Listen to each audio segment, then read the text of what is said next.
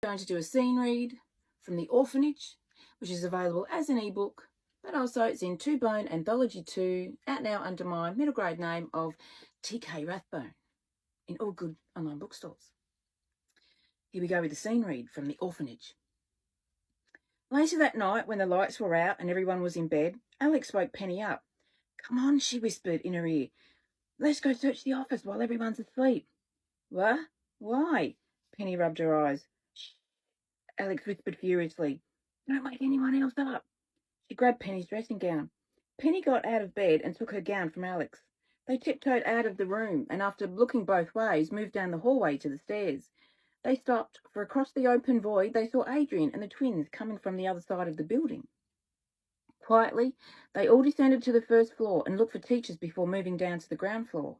With cold concrete blocks for a floor, they tried not to scuff their slippers and make a sound. Hurriedly, they travelled down the hallway to the office and tried the handle. "Keep a lookout for the super. Levi's not here tonight. I saw him leave earlier on one of his weekends away." Adrian pulled small tools from his dressing gown pocket, then slipped them into the door lock. With the others keeping an eye out, he managed to open the door and they all piled in. "Shh!" He shushed them and closed and locked the door behind them. "We need his office." They moved toward Levi's door and tried the handle. Locked. Adrian went to work again and managed to open it. In they stepped, and with a flick of the torch, they could see what they were doing. "What are we looking for?" Alex whispered. "And where do we look?" "In secret doors and cupboards. He's not about to have the info lying around with anything else." Adrian whispered back and started looking for hidden latches and cubby holes under the desk. The teens moved books, opened drawers, and looked inside containers, all to no avail.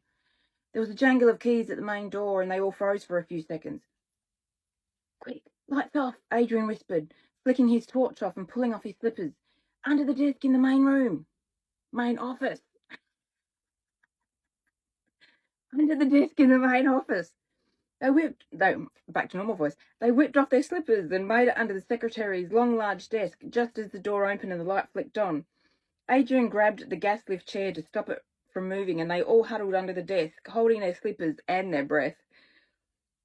The jangle of keys moved to Levi's office and opened the door.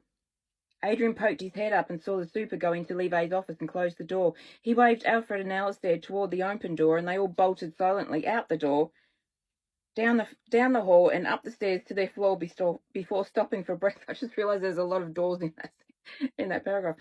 "We'll talk in the morning." "We'll talk in the morning," Adrian whispered, and they all took off for their rooms as the jangle of keys came up the first set of stairs.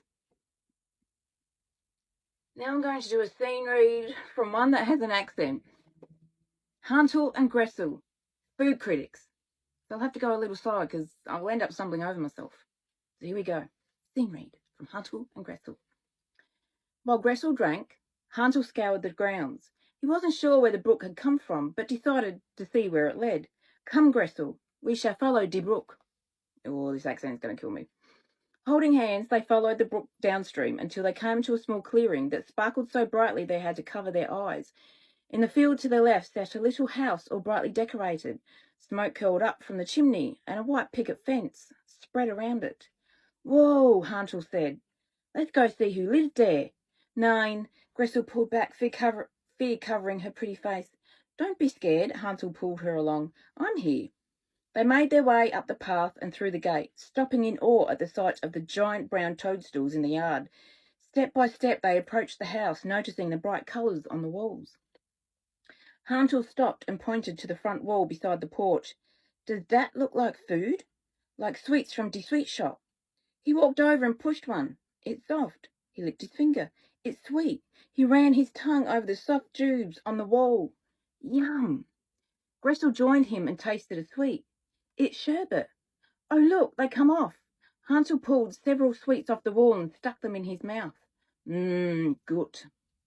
They ploughed their way through half a wall before noticing the hunched-over little old grey-haired lady in her black dress and white apron standing on her porch watching them.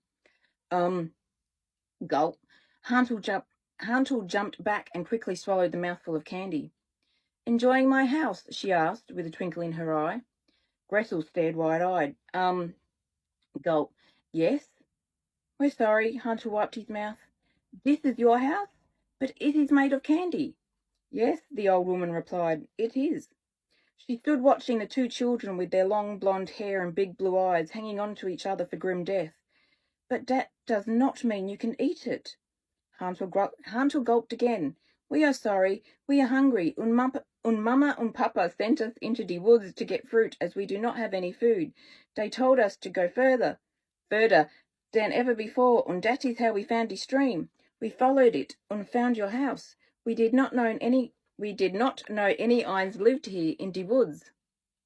Trust me to use German. Hansel was feeling just a little bit sick after devouring so many sweets. The old woman studied them. Ja, always Kinder and always starving. She clasped her wrinkled old hands in front of her. Parents always send their starving youngsters into the woods for food. Many end up here. The sun shone down on the little house in the sparkling clearing. Are you still hungry? She licked her lips. I have a huge pot of soup on the fire. You can have some if you like. She waved them in as she walked inside. Hansel, Gretel whispered, I'm not too sure about this. I'm scared. Hansel looked at his sister. It's all right, Gretel. I'll look after you. It's just a little old lady. What harm could she do? And here we go with the scene read from Mirror, Mirror on the Wall.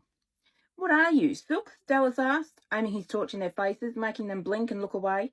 Think of it. We could get an essay for school out of this, or a book. His head bounced up and down in excitement. Yeah, a book. About how he braved the Dobby house at night and proved it wasn't haunted.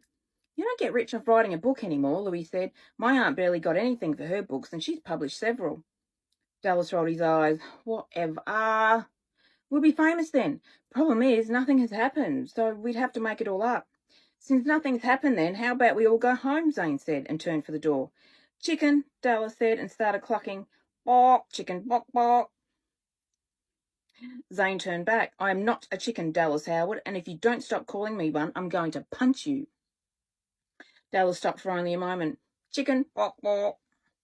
Zane flew at him with his fist ready to land on Dallas's face, but the others grabbed him, holding him back, and Dallas stumbled back in surprise.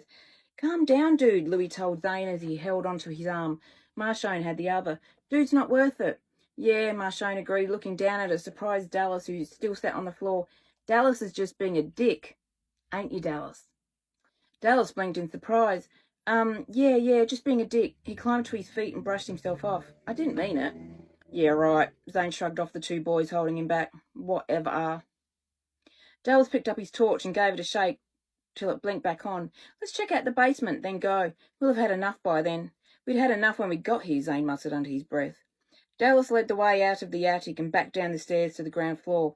Turning left down the hall, they found the basement door at the back of the staircase. Dallas tried the handle. Stuck. Help, give us a push. He started shoving it with his shoulder. Give us a hand. Jet and Louis stood either side of him, and all three put their weight into shoving their shoulders against the door.